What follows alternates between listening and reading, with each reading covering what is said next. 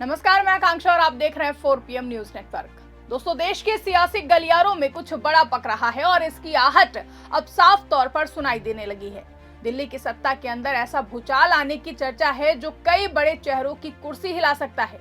कहा जा रहा है कि प्रधानमंत्री नरेंद्र मोदी जल्द ही एक बड़ा और चौंकाने वाला फैसला ले सकते हैं, जिसमें केंद्रीय गृह मंत्री अमित शाह के पद को लेकर भी कई तरीके की चर्चाएं शामिल हैं। इस खबर ने राजनीतिक माहौल को अचानक गर्मा दिया है और हर तरफ बस एक ही सवाल गूंज रहा है कि क्या वाकई कुछ बड़ा होने वाला है। इसी बीच एक और खबर ने इस पूरे घटनाक्रम में नया ट्विस्ट जोड़ दिया है। दरअसल स्मृति ईरानी की मोदी कैबिनेट में वापसी की चर्चा तेज हो गई है। माना जा रहा है कि अगर कैबिनेट में फेरबदल होता है तो फिर ईरानी की एंट्री एक अहम संकेत हो सकती है। ऐसे में अब सवाल ये है कि क्या ये सिर्फ अफवाह है या फिर वाकई सत्ता के अंदर कोई बड़ा बदलाव होने जा रहा है। आने वाले दिन तय करेंगे कि ये सियासी हलचल सिर्फ चर्चा बनकर रह जाएगी या फिर इतिहास रचने वाली खबर साबित होगी।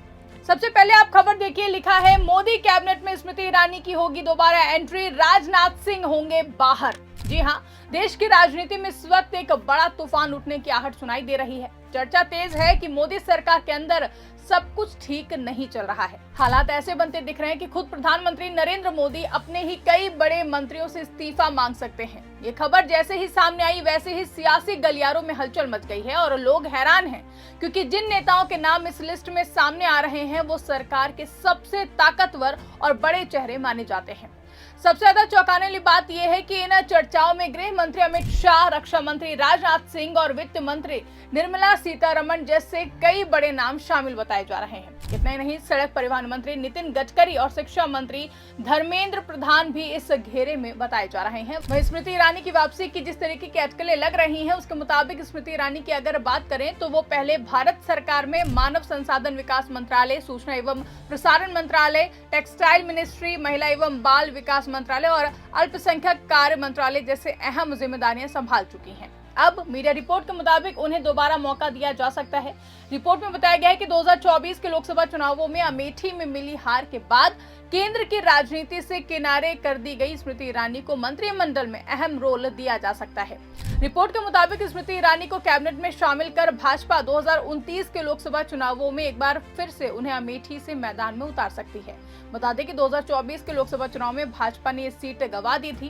कांग्रेस के उम्मीदवार किशोरी लाल शर्मा ने भाजपा की तत्कालीन सांसद स्मृति ईरानी को 1 लाख से ज्यादा वोटों के बड़े अंतर से हरा दिया था।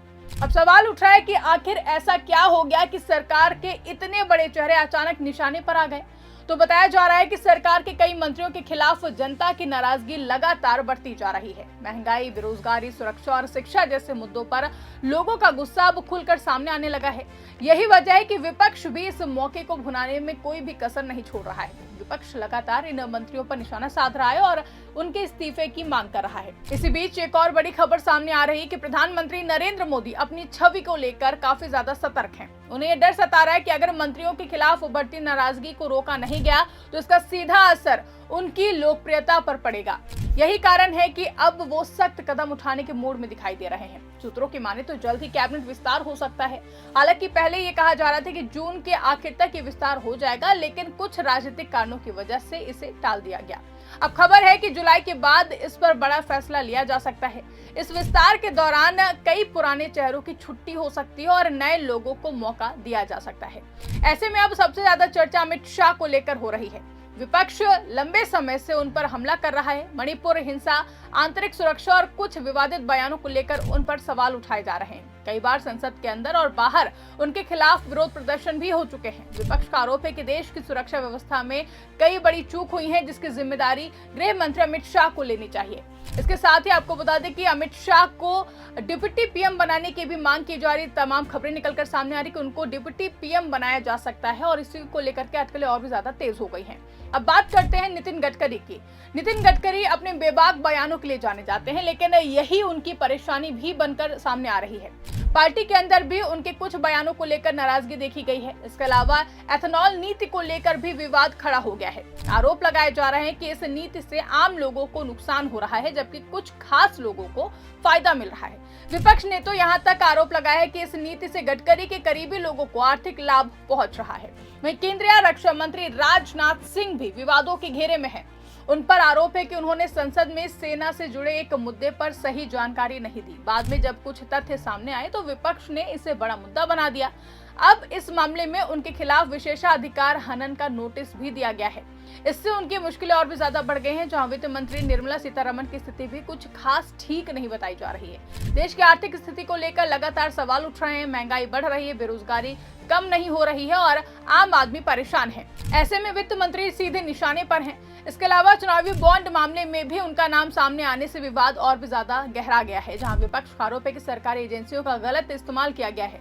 हालांकि केंद्रीय शिक्षा मंत्री धर्मेंद्र प्रधान के खिलाफ भी लोगों का गुस्सा कम नहीं है। नीट पेपर लीक और परीक्षा प्रणाली में गड़बड़ी को लेकर देश भर में छात्रों के विरोध प्रदर्शन देखने को मिले हैं। छात्रों के अगर हम बात करें तो लाखों की संख्या में उन्होंने विरोध प्रदर्शन किया है। जंतर मंतर पर अभी भी विरोध चल रहा है। वहीं लाखों छात्रों का भविष्य दांव पर लगने की बात कही जा रही है। ऐसे में उनसे इस्तीफे की मांग तेज हो गई है। इस सबके बीच सबसे बड़ा सवाल यही है कि प्रधानमंत्री नरेंद्र मोदी क्या फैसला लेंगे। क्या वो अपने मंत्रियों का साथ देंगे या फिर जनता की नाराजगी को देखते हुए सख्त कदम उठाएंगे, क्योंकि अगर बड़े नेताओं को हटाया जाता है तो फिर पार्टी के अंदर बगावत का खतरा भी बढ़ सकता है। राजनीतिक जानकारों का मानना है कि ये फैसला पीएम मोदी के लिए आसान नहीं होगा। एक तरफ उनकी टीम है जिनके साथ वो सालों से काम कर रहे हैं और दूसरी तरफ जनता का बढ़ता गुस्सा है। अगर उन्होंने कोई कदम नहीं उठाया तो आने वाले चुनावों में इसका असर साफ तौर पर दिख सकता है। हालात ऐसे बनते जा रहे हैं कि आने वाले कुछ दिन बेहद ही अहम साबित हो सकते हैं। कैबिनेट विस्तार के साथ ही कई बड़े फैसले देखने को मिल सकते हैं। कौन रहेगा और कौन जाएगा, इस पर सभी की नजर टिकी हुई है। फिलहाल इतना जरूर कहा जा सकता है कि मोदी सरकार के अंदर सब कुछ ठीक नहीं है। अंदर ही अंदर बड़ा बदलाव तैयार हो रहा है। अब देखना होगा कि ये बदलाव सरकार को मजबूत बनाता है या फिर नई मुश्किलें खड़ी करता है। जहां एक तरफ कुछ पुराने चेहरों की छुट्टी की बात हो रही तो वहीं दूसरी तरफ नए और मजबूत चेहरों की एंट्री की तैयारी भी बताई जा रही है। ऐसे में सवाल उठ रहा है कि आखिर मोदी सरकार में कौन रहेगा और कौन बाहर जाएगा। और आने वाले दिनों में ये सस्पेंस और भी ज्यादा बढ़ने वाला है, क्योंकि जो फैसला होगा वो देश की राजनीति की दिशा बदल सकता है।